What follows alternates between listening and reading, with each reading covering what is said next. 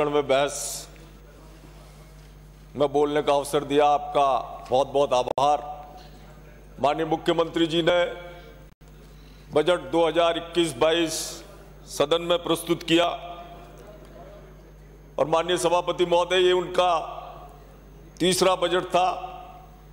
2019-20, 2020-21 और 2021-22 का बजट, ये सारे बजट प्रदेश की जनता को गुमराह करने वाले बजट साबित हुए हैं माननीय सभापति महोदय। और ये बड़ी घोषणाएं और ये बड़े वादे, ये सिर्फ बजट तक ही सीमित नहीं है। जो चुनाव पूर्व की घोषणाएं थी वो भी सरकार और माननीय मुख्यमंत्री जी उन सारे बजट वादों को भी, उन सारी घोषणाओं को पूरा नहीं कर पाए। आज जिस तरीके से पूरा प्रदेश जिस तरीके से कानून व्यवस्था को लेकर और बजट घोषणाओं को लेकर पूरी प्रदेश की जनता त्रस्त है और जो इंतजार कर रही है कब बजट घोषणाएं पूरी होंगी, कब चुनाव की घोषणाएं पूरी होंगी। आज राजस्थान जो 2018 से पूर्व पूरे राष्ट्र में विकास के तीसरे पायदान पर आ गया था, इन 26 माह में सरकार ने अपने कार्यकाल से आज आखिरी के पायदानों में राजस्थान को लाकर खड़ा कर दिया है माननीय सभापति महोदय। किसानों के कर्जे माफी की बात, चुनाव से पूर्व राष्ट्रीय अध्यक्ष जी आए और घोषणा करके चले गए। 10 दिन की गिनती गिनाकर मुख्यमंत्री जी भी उनके साथ थे और किसानों से वादा किया कि तुम्हारा संपूर्ण कर्जा माफ कर दिया जाएगा। और अभी बजट में माननीय मुख्यमंत्री जी ने बताया कि 14,000 करोड़ रुपए 19 लाख किसानों को उन्होंने माफ करे और उसमें भी वो राशि सम्मिलित है जो पूर्ववर्ती सरकार ने 50,000 रुपए किसानों के ऋण किए थे, वो भी राशि इस 14,000 करोड़ में सम्मिलित की गई है।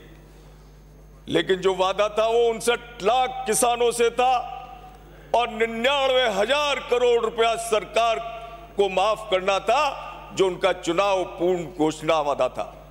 लेकिन सरकार ने बड़ी अदा के साथ उस गेंद को केंद्र सरकार के पाले में डालने का प्रयास किया। ऐसे काम नहीं चलेगा। जिस तरीके से आपने वादा किया था, ये वादा आपको पूरा करना होगा, ये तय है।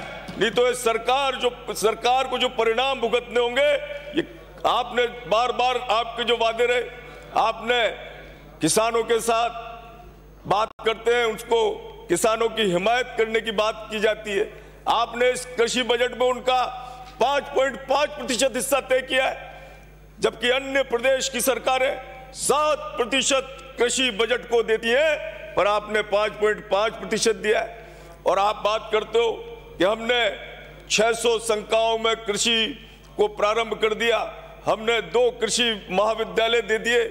जब आपने पुराने जो बजट में आपने कॉलेजों की घोषणाएं की थी, उनमें एक शिक्षक काम नहीं कर रहा, उसमें एक शिक्षक आप नहीं लगा सके, आप स्टाफ नहीं लगा सके, आप आवश्यक संसाधन नहीं लगा सके, और तो और वहां पर बिल्डिंगें भी आप निर्माण नहीं कर सके। और बात किसान हित की होती है और पाले में गेंद केंद्र सरकार के डाल दी जाती है। आप वादा किया, उन 30 लाख किसान अभी शेष इंतजार कर रहे हैं आपके वादे का।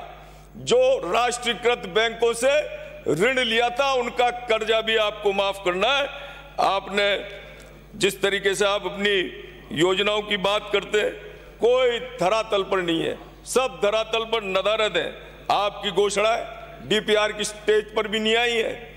आपके पास सिर्फ लोक लुभावन घोषणाएं करने का काम है, लेकिन आपके पास ना तो उसको कोई इंप्लीमेंटेशन करने की, ना कोई स्ट्रेटेजी प्लान करने की आपके पास कोई योजनाएं हैं।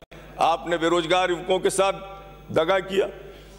बेरोजगार युवकों से आपने कहा कि हम आप सभी को 3500 रुपए बेरोजगार भत्ते के रूप में देंगे, और आज 15 लाख नव युवा बेरोजगार कार्यालय में पंजीकृत है और आप 1,60,000 युवाओं को बेरोजगार भत्ता दे रहे हो, जिसमें से भी 85,000 भत्ता पुरानी सरकार का था, जो पुरानी सरकार उन युवा बेरोजगारों को भत्ता दे रही थी, और साथ ही साथ जो 1,60,000 युवा बेरोजगारों को भत्ता मिल रहा है, उनमें से भी अधिकांश की शिकायत है कि विभाग हमें बेरोजगारी भत्ता नहीं दे रहा।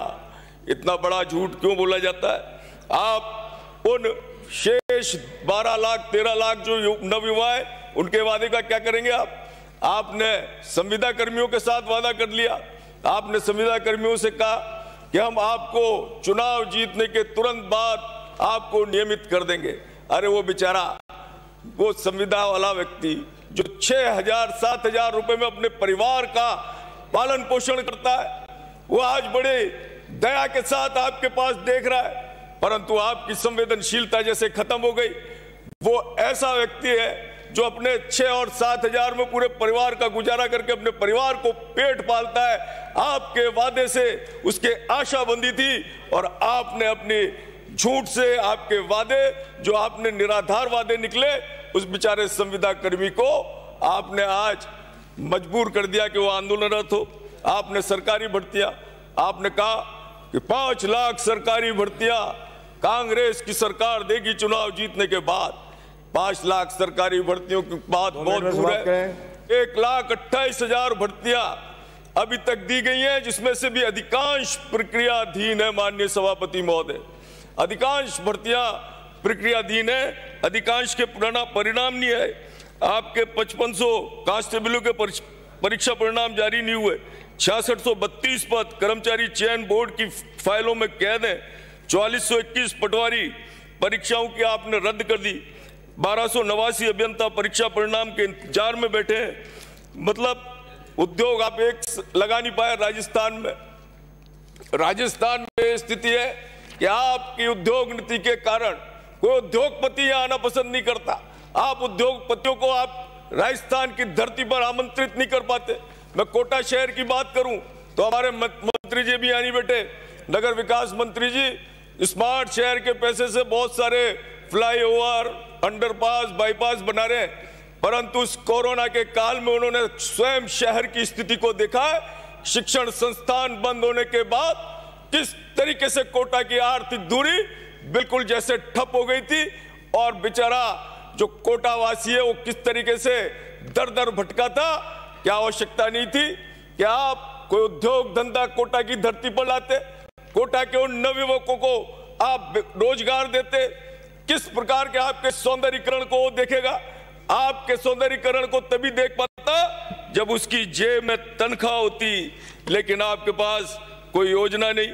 सभापति महोदय, कस्मे वादे प्यार वफा सब झूठे झूठे को क्या, ये भावना लेकर आज राजस्थान की जनता इस कांग्रेस सरकार के लिए लेकर चल रही है। माननीय अध्यक्ष महोदय, मथुराधीश जी का मंदिर कोटा में, और उस मथुराधीश जी के मंदिर के लिए जो वल्लभ संप्रदाय की प्रथम पीठ है, माननीय सभापति महोदय 1 मिनट लगेगा, वो वल्लभ संप्रदाय की प्रथम पीठ है माननीय सभापति महोदय। यदि उसको चौड़ा, उसके परिक्रमा मार्ग को चौड़ा किया जाए, उसका उद्धार किया जाए, तो निश्चित रूप से कोटा शहर पर्यटन में धार्मिक स्थली बन सकता है, और वहां पर लाखों तीर्थयात्री मथुराधीश जी के दर्शन करने आ सकते हैं। श्रीनाथ जी और बांके बिहारी जी के समानांतर ये मथुराधीश जी का मंदिर है, परंतु माननीय मंत्री जी का उस ओर ध्यान नहीं है। 2 वर्ष से पूरी मूलभूत सुविधाएं बंद है। शहर तरस रहा है। समाप्त करें। शहर तरस रहा है माननीय सभापति महोदय, और मिनी सचिवालय एक मिनी सचिवालय की बहुत बड़ी आवश्यकता है माननीय सभापति महोदय, और उसका कलेक्टर साहब ने प्रस्ताव भी भेज दिया। माननीय सदस्य सहयोग करें प्लीज। माननीय सभापति महोदय, बजट पे आप